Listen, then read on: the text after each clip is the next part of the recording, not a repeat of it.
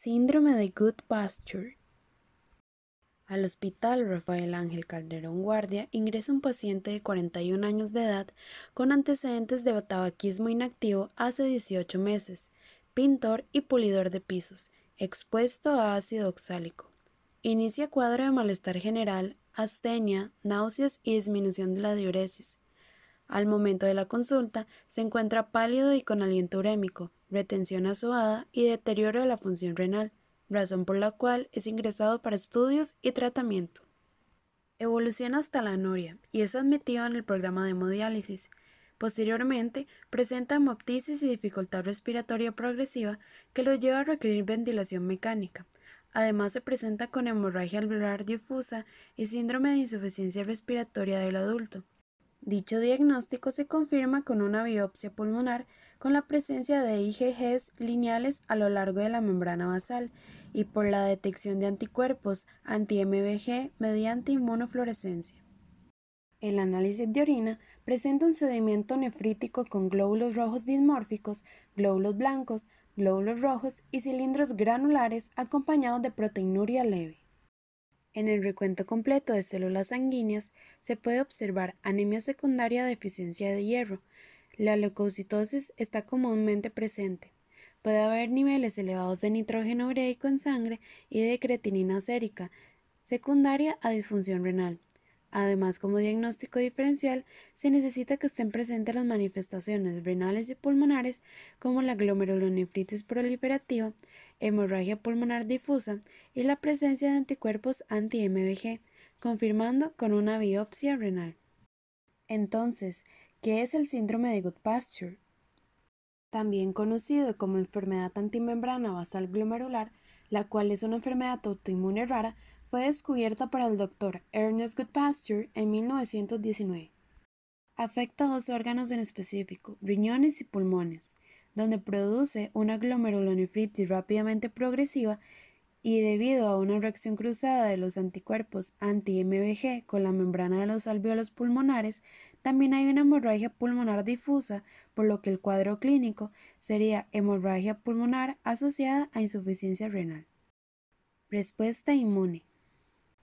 Dicha respuesta es mediada por anticuerpos, sin embargo se desconoce cómo estos autoanticuerpos fueron provocados en primer lugar, donde estos son dirigidos al colágeno de las membranas basales pulmonar y glomerular y reaccionan con el carboxilo de la región terminal del dominio no colagenoso de la cadena alfa 3 del colágeno tipo 4, que está presente en todo el cuerpo, pero principalmente en estos dos tejidos. A este antígeno también se le llama autoantígeno Goodpasture. Todos los pacientes con enfermedad típica anti-MVG tienen anticuerpos reactivos a alfa 3 y una porción también muestra reactividad de las cadenas alfa 4 o alfa 5, que supuestamente surgen secundariamente debido a un proceso de propagación del epítopo. Se reconocen dos epítopos claves dentro de la cadena alfa 3, designados como EA y EB, y se diferencian en los aminoácidos que lo componen. El anticuerpo anti-MVG típico es un tipo de IgG, sin embargo, IgAs e IgMs también se pueden encontrar. El isotipo más común de anticuerpos circulantes y unidos a los riñones pertenece a IgG1 e IgG3. Este último se correlaciona con la infiltración de células inflamatorias y el daño renal. En consecuencia, IgG1 e IgG3 juegan un papel importante en el inicio y la progresión de la enfermedad. Además, IgG e IgM, una vez unidos al epítopo que se encuentra en riñón, pueden iniciar una respuesta inflamatoria local a través de mecanismos dependientes del complemento y del receptor Fc. Vía clásica del complemento. Al unirse las IgGs al epítopo, sea EA o EB, esto es reconocido por la proteína C1, quien se une a ellas y se activa también, reclutando a las proteínas C2 y C4, quienes se hidrolizan formando la C3 convertasa. Una vez lisada, esta es capaz de reclutar otro grupo de proteínas que van de C6 a C8, conocidas como complejo de ataque membrana, cuyo efecto es dañar la membrana del glomérulo y tejido pulmonar mediante perforaciones. Además, se puede unir la proteína C9 reclutada por el CAM, quien tiene una función como proteína causando un daño mayor en estos órganos. La C3 convertasa puede reclutar también las proteínas C5 y lisarlas, dejando en disolución la porción C3A y C5A, que son conocidas como anafilotoxinas, y cuya función principal es promover la inflamación por degranulación. Citotoxicidad celular dependiente de anticuerpos. Los receptores CD16 en las células NK pueden unirse a las regiones Fc de estos anticuerpos unidos a la cadena alfa 3 del colágeno, reconociéndolo como un patógeno a destruir. Como resultado, el CD16 genera señales de activación a través de sus compañeros de señalización asociados y las células NK sintetizan y secretan citoquinas como el interferón gamma, además de descargar el contenido de sus gránulos que median las funciones de destrucción de este tipo de células, que han sido recubiertas con moléculas de anticuerpos. Este proceso también puede ser llevado a cabo por macrófagos. En condiciones normales, el endotelio alveolar es una barrera para los anticuerpos anti-MBG. Sin embargo, con el aumento de la permeabilidad vascular, la unión del anticuerpo a la membrana basal se produce en los alveolos. Por lo tanto, para el depósito de anticuerpos se requiere una lesión pulmonar inespecífica adicional que aumente la permeabilidad alveolar capilar, causando uno de sus principales síntomas, que es la hemoptisis.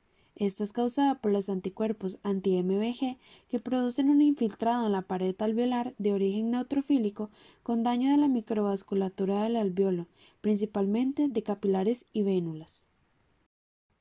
La lesión renal ocurre directamente por la interacción del antígeno anticuerpo con mediadores secundarios que infligen daño adicional.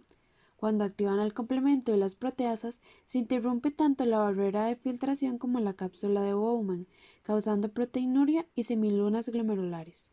Los leucocitos, junto con el epitelio renal intrínseco, inducen la migración de macrófagos y neutrófilos en el riñón, por lo que la reacción inflamatoria inicial en el glomérulo produce proteinuria con una cascada de consecuencias para el epitelio tubular. Debido a la afectación glomerular causada por la inflamación y provocada por el complemento y el reconocimiento de FC, es que se encuentran niveles altos de creatinina y nitrógeno ureico. Tratamiento y manejo del paciente. La metilprednisolona puede reducir la inflamación al revertir el aumento de la permeabilidad capilar y suprimir la actividad de neutrófilos y polimorfos nucleares, además del mecanismo clásico por el cual suprimen la función inmune, el cual está dado por la activación o represión de múltiples genes, mientras que la ciclofosfamida es un agente citotóxico que interfiere con la respuesta inflamatoria al disminuir la respuesta de la médula ósea a través de la interferencia del entrecruzamiento del ADN y disminuye la producción de anticuerpos anti-MBG, además de ejercer una acción marcada contra las células en fase de división y también alquilar células quiescentes. De igual manera, al paciente se le realiza plasmaféresis de 3 litros cada 48 horas. Esta se emplea con el propósito de reducir la cantidad de anticuerpos antimembrana basal glomerular y otros mediadores de la inflamación circulantes, lo que ha dado buenos resultados, sobre todo si se aplica oportunamente y asociado a inmunosupresores que minimizan la formación de nuevos anticuerpos. Usualmente, el paciente se someterá a plasmaféresis durante 2 o 3 semanas o hasta que mejore el estado clínico y no se detecten los anticuerpos séricos anti-MBG y posteriormente se mantendrá con medicación inmunosupresora. Además, como alternativa, existen algunos medicamentos biológicos como el rituximab que agota las células B CD20 positivas o productoras de anticuerpos, controla los niveles de anticuerpos anti-MBG en pacientes con intolerancia a la ciclofosfamida o que sean dependientes de aféresis y con requerimiento de terapia de reemplazo renal, lo que conlleva a que la terapia convencional sea un fracaso. Dentro de la epidemiología, tenemos que la incidencia es de alrededor de un caso por millón. Es una causa de insuficiencia renal aguda en aproximadamente el 20% de todos los casos de glomerulonefritis rápidamente progresiva o creciente.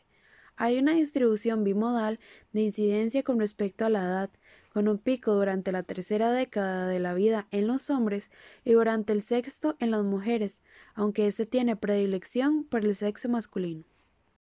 El síndrome de Goodpasture puede ser hereditario y aunque la parte congénita en sí no es prevenible, las personas pueden optar por no exponerse a los factores que se relacionan con la evolución de la enfermedad, los cuales son la exposición a hidrocarburos, inhalación de ácido oxálico y exposición a agentes ambientales, incluyendo infección por virus de la influenza, exposición a solventes y fumado.